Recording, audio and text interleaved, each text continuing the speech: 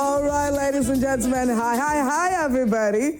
We hope that you had an awesome weekend. Welcome to a brand new week, a brand new day with us right here on Prime Morning.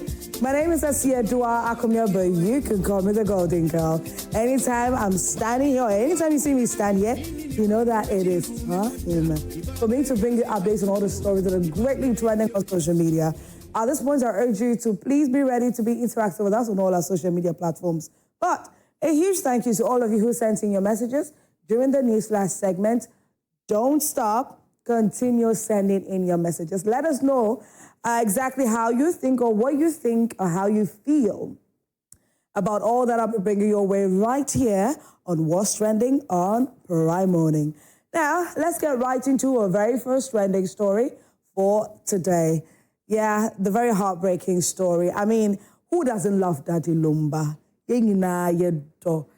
The legendary Daddy Lumba. And it's rather unfortunate, on Saturday, where out of nowhere it broke on social media. Daddy Lumba had passed. If you remember, some time ago, there was false news of his passing. And, some family, some relatives, some loved ones came out to debunk it, that it was untrue. And so a number of us, after seeing on social media that Daddy Lumba, Daddy Lumba war, were quite, confused that, is this another hoax? Is this another false speculation?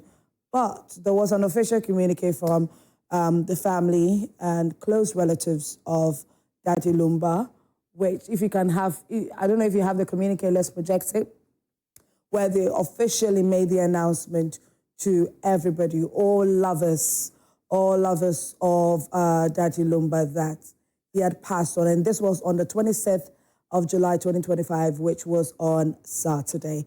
Now, a number of you are quite familiar with his songs, with, in September last year, he celebrated his 60th birthday with a massive musical concert, and a lot of people trooped in their numbers to go and experience Daddy Lumba live concerts once again. It was really beautiful. And we're hoping that he would, still be around to chalk or to get to celebrate his 61st birthday. But it's rather unfortunate that he has kicked the bucket. But you know him to be a legend when it comes to music. But there are certain things that you just do not know, you might not know about Daddy Lumba.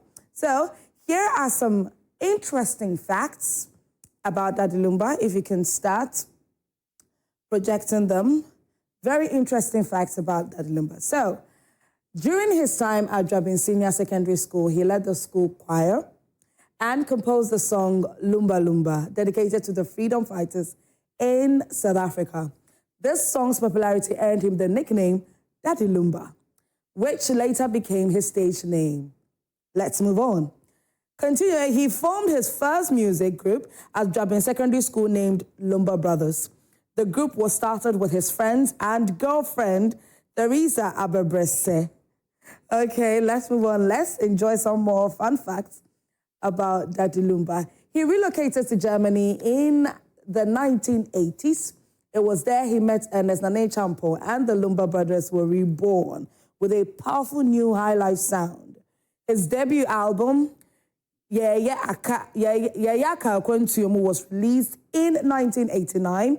The album featuring Nane Champon became an instant hit and signaled the rise of contemporary high life. Let's take some more interesting facts of Daddy Lumba. Daddy Lumba popularized the romantic and bedroom side of high life. We all know this. He boldly fused love, sensuality, and emotional honesty into mainstream music.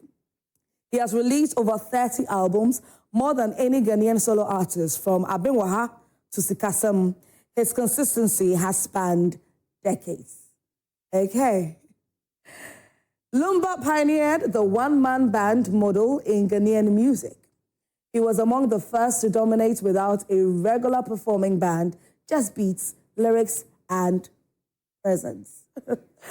He has discovered and mentored other top stars. Artists like Ofori Amponsa and Great Ampon rose to fame with his guidance and collaborations. In 1999, he won the Artist of the Year at the Ghana Music Awards. His album, Abenwaha, became the cultural soundtrack for an entire generation. It still is. Despite his fame, Lumba remains intensely private. And that's one thing that I loved about Daddy Lumba, his privacy. Despite his fame, Lumba remains intensely private. He rarely granted interviews, adding to the mystery and the legend around his persona. You would barely hear news about Daddy Lumba. You would barely see him at events and all that. Anyways, let's continue. He survived a life-threatening illness in the mid-2010s. Rumors swirled about his health, but he bounced back stronger with new music. He launched his own radio station, which is the DL-FM, in 2022, a move that signaled his influence not just as an artist, but also a media mogul. On the early morning of 26th of July 2025, Daddy Lumba died at the age of 60 in the Bank Hospital, located in Cantonment, Accra, after an undisclosed brief illness. He is still regarded as Ghana's greatest high-life icons. His music continues to inspire and define generations. So these are some very interesting facts about Daddy Lumba. Let's take some more. Okay, so Lumba is known for his signature long hair and flamboyant fashion. His image, bold, rebellious, and unfiltered, matched the energy of his music. Daddy Lumba was born Charles Kojofosu on September 29, 1964. From humble beginnings in Insuta, Ashanti region, he would go on to become Ghana's high-life royalty. Oh, my goodness. So these are some of the very interesting facts about the music icon, the legendary Daddy Lumba. And it's unfortunate that Ghana has to experience this great loss. Well, our heartfelt condolences goes out to his family, his loved ones. Over the weekend, we saw a number of celebrities, a number of people trooping to his house to go and extend their condolences to his wife and children. And so, yeah, we are extending ours to them as well. Anyway, so let's move away from this. But what is your favorite Daddy Lumba song? You can share that with us on our social media platforms. Would love to know. Maybe, just maybe, we would play your favorite Daddy Lumba song for you. Yes. So send that to us on our Facebook page, it is Joy Prime TV, or Joy Prime TV, or our WhatsApp number 0551575757. Moving away from that, now let's go to Uganda. Something very interesting is happening in Uganda.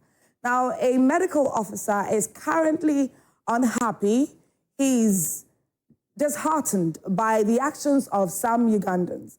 Now, what really is going on in Uganda? So you see where, government will say that, oh, we are trying to fight malaria. We're trying to fight the rate within malaria is on the rise, and so we are giving away free mosquito nets and all of that. Now, Ugandans are getting free mosquito nets. At this point, some are using them as fishing nets, and others are using them as wedding veils. Can you imagine? You just take a listen to this doctor. Have become a problem to this country. The government of Uganda has given Ugandans free insecticide-treated mosquito nets.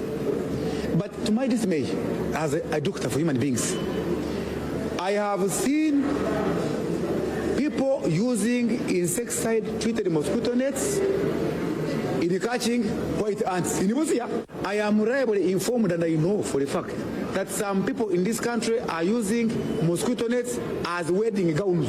It is meant to cover your bed when you are sleeping in it, so that you do not get malaria, that your children don't get malaria, pregnant mothers don't get malaria, but not to use mosquito nets that are free, given by the government of Uganda to catch fish, to catch white ants, and to be used as government gowns.